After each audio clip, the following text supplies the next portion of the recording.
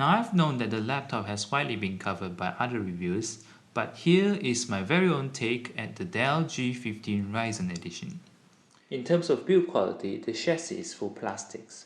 Dell calls them phantom grey with speckles, but I found them to be on the lighter shade of grey.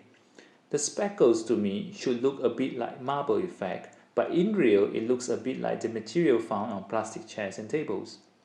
One point I would like to say is the texture shown on the official photo looks way glossier when in real it has a matte finish and it isn't as reflective. And because of that, it is very easy to take care with fingerprints and dust barely shows up after 2 weeks of use. There are 250 grooves at the lid, making it a strong triangular shape around the Dell logo. Again, in picture, it looks like they are reflective, but don't be deceived, they are not. The Dell logo meanwhile has mirror finish, which is nice. The best part of the laptop is at the rear. The horizontal grille at the rear adds a little bit of flair to the overall design in a subtle manner, just like the G logo for example. While the grille at the front, on top of the keyboard, has a cross-groove design which is a bit too messy for my liking. Generally, I found the Alienware design language of the G15 clean and pleasing as compared to the previous G series and its competitors. It is a pity that the Ryzen edition only comes with one color instead of 3 as found in the Intel edition. I think one of the best selling points of this laptop is its build quality. The chassis is extremely sturdy and there is minimal flex at the base of the laptop. The lid is also thicker and less likely to flex. The hinge is on the tighter side, which gives it a solid feel without the wobbliness during typing, and still allowing one-hand operation as well. One thing to note is how sharp the edges are. There are no sharp edges that might hurt you, but you definitely don't want to rest your palm on the edge of the laptop for a very long time. The keyboard on the other hand is a little bit flat as the travel distance are not as good as its competitors. The key size is just right with the number pad complete with a calculator button.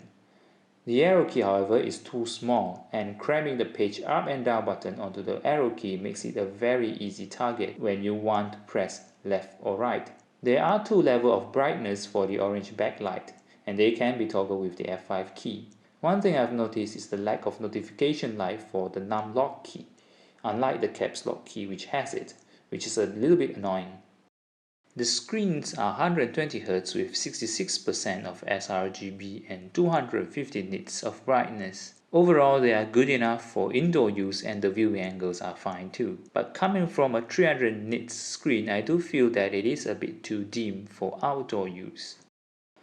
Now in terms of port selection, we've got USB-C with DisplayPort, USB 3.0 Type-A, HDMI and the power port at the rear, Gigabit Internet jack, and headphone jack on the right, and unfortunately, two USB 2.0 at the left for RTX 3050 variant. As for gameplay, I've tested the RTX 3050 on Microsoft Flight Simulator and the Shadows of the Tomb Raider. With the game shift mode, the fans are cranked up to 100% to provide maximum cooling, but the laptop will get very loud and I would recommend not to use that instead.